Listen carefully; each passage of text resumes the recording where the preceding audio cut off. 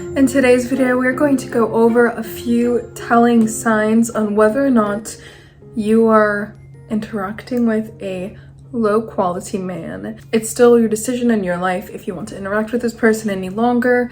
I know sometimes we can't avoid it, but let's talk about relationships, right? We don't want to get ourselves deep in something that is going to be so hard to pull ourselves out of, such as marrying the wrong man. Ideally, it would be best to avoid these things altogether if you can. Let's start with number one, a very basic one. But girls, ladies, if he does not want to respond to your messages, if he doesn't answer your phone calls or doesn't call you, doesn't message you first, doesn't reach out to you, waits till the next day to say, hey, I'm sorry, I was with my dog, or like some stupid excuse. Or even if it's a good excuse, it happens all the time, which just goes to show it's probably a lie. He is not a quality man for you. And this doesn't mean that overall in general he's a bad guy through and through, but this is a trait that is something you need to run in the opposite direction from and not embrace this man as someone that should be in your life, as your partner, a future husband. When a real man knows who he wants, what he wants, he is persistent, okay? And he pursues. Men were the hunters, okay? Women, as valuable of things we bring to the table, don't get me wrong, it is in men's nature to be the ones that chase. Don't even get me started on if he's already gotten to, be intimate with you in some kind of way, even just a kiss, because he's a taker.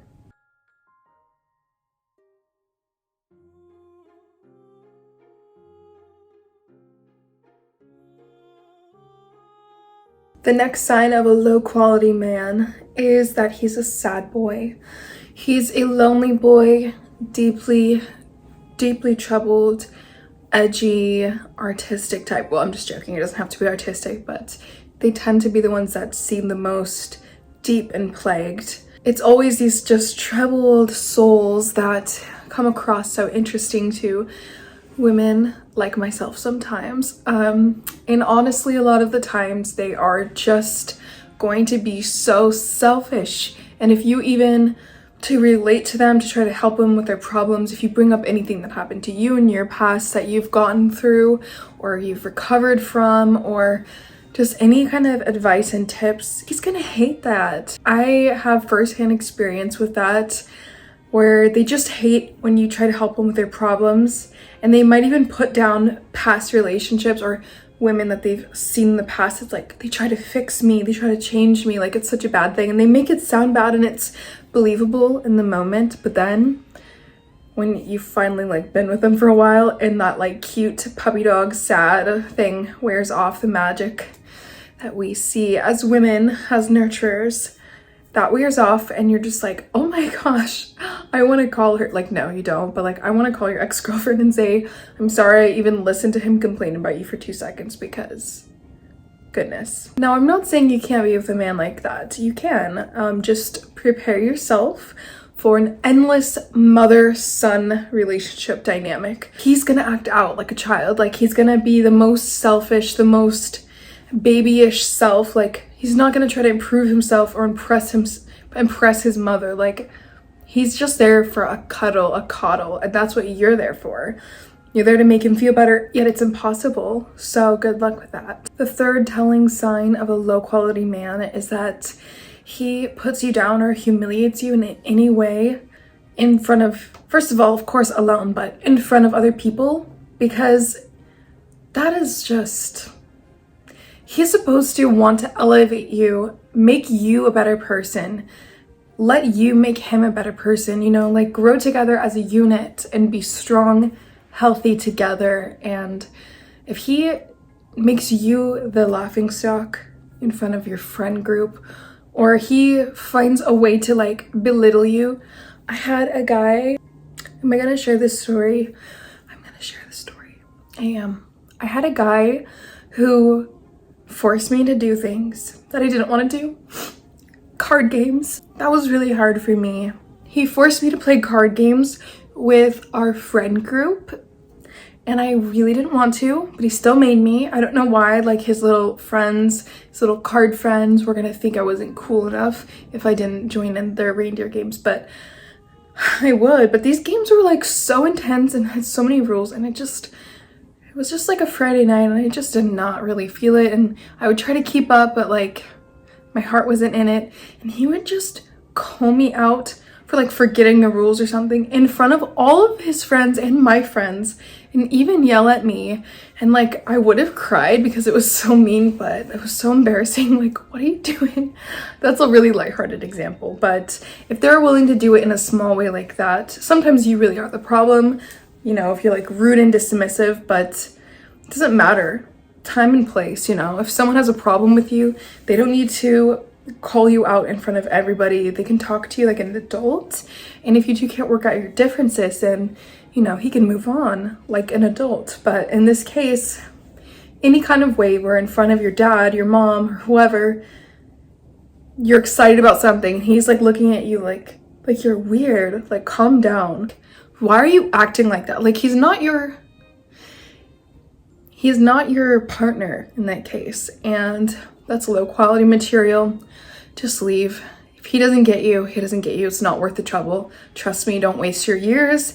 Don't waste your years. I'm not joking. This next one is really specific. If he gives you his word about stuff, promises to stop X behavior, and then he does it again, and then you bring up the fact that he didn't keep his word, like he agreed to with you, and he just like treats you like you're the cruel one for bringing up the promise that he made to you.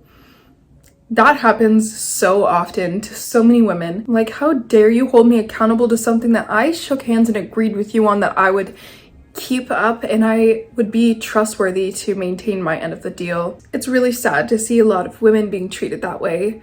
It's like you're made to be the mean mommy when it's something he said he would do or wouldn't do anymore, and he can't even be man enough to keep his word. Number 5, I think we're on number 5, is that he doesn't respect other people's rules. This is really niche as well. I think it's a niche. I don't care, okay? He doesn't respect other people's rules in their own spaces. Like, he gets invited to a formal event and he's like, no, I'm just gonna be myself and I'm just gonna wear my sneakers because I'm me. And if they don't like me, then they don't have to invite me. It's like, grow up. No man babies around here, okay? Seriously, that's that. Just having to be so frustrated that there's certain rules to adhere to when you're at church, when you're at a wedding, when you are having dinner at someone else's house, and you're like, I'm not gonna put on real clothes for that. I'm not doing it because I'm me. I'm me. It's like, I'm sorry you were hurt when you were little. We all were. We all had to work through our insecurities. It's just disrespectful, you know, if you have to go to Good Flippin' Well and get yourself a button-up shirt for something just to show you respect. That's important. If he cannot respect other people's rules when they're doing something so nice for you, to create an event, an environment, whatever it is, that has a general atmosphere of elevation, you know, where people are supposed to look a little better. Listen, if you were just gonna be yourself, sir, you would be nude, okay? So stop it. Next one is very, what's the word? The word doesn't matter. I'm just gonna describe it. You have children with a man, you share a home with him, maybe you're married, maybe not, I don't know. It's not my business. And you are in kind of like a 50-50 household. The illusion of the 50-50, where you're supposed to split half of the load evenly for housekeeping or perhaps for workload, bringing in money and whatnot. And you do work and he works. And yet when you come home after work, you have to cook everything, clean everything, nurture the kids, debrief them from their traumatizing day in public school. I'm just joking, but you have to do all of that and he does nothing. It's like, it's such a joke. It's like, look, I know sometimes men are not as good at that like nurturing stuff as the women are, but if he's expecting you to also work as much as him, break your back all day at a job. Okay, I mean, whatever. You can like your career. I like mine, but and then also come home and take care of literally everything. But try to, ahead of time, see these values in him. And if you're not married to him, I don't think, maybe it's not the right idea to get married to him, because you're marrying a lifelong torture. Like, I don't know how to fix it. I'm just saying that's some low quality material right there. If he expects 50-50 from you and he doesn't bring that to the table, you're doing 100, he's doing 50. That's not working out. You're doing 75, he's doing 25 if you want a proper fraction. But yeah, another low quality sign is when men love bomb you. Oh, I know, we're all triggered by Gen Z psychological trendy terms, I know, but when you first start dating a guy and he immediately tells you he wants to marry you, like, look, it is good when you're with somebody for them to be serious about the future and everything, but there's a difference between that and looking at possibilities and jumping the gun prematurely, immaturely, and him not holding back on his fantasies with you. And you have to understand, the rest of your life is a very big deal. The rest of your life spent with someone is probably one of the most important decisions you're ever gonna have to make. Actually, it's definitely up there. And life isn't about being happy all the time. So when you're married to a good guy, you're still not gonna be happy all the time. But it's about, you know, being content and being useful.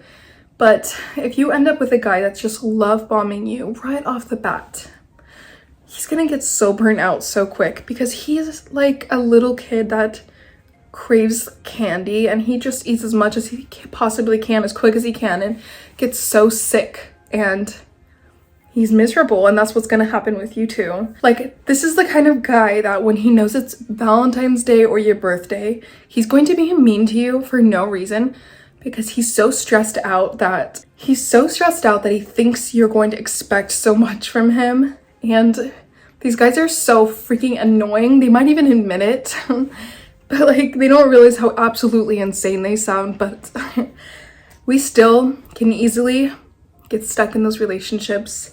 The longer you're in it, the harder it is to get out. So I'm telling you, look for these signs immediately. Before I go today, I just wanted to thank you all, to my new subscribers and to my returning subscribers, for viewing my video. I love you all so much and you make this channel possible. Please give this video a like. It's not that hard. It's just like a little thing. Just give it a quick little like. It's not a big deal. And if you haven't subscribed, please subscribe to my channel. This is Maison de Châtillon. The main target of my channel is to talk about self-improvement, some things along the lines of sophistication, elegance, controversial topics, and whatever I feel like. And I want you here with me. I want to hear your thoughts, so comment down below. Don't forget to pick up your Maison de Châtillon branded bag. This is unisex, so it's good for men or women. The link is right down below. Also, I have a Patreon account if you want to get to know my life a little up close and personal and support me a little extra, but I appreciate you either way. Thank you all for joining again. I will see you in my next video.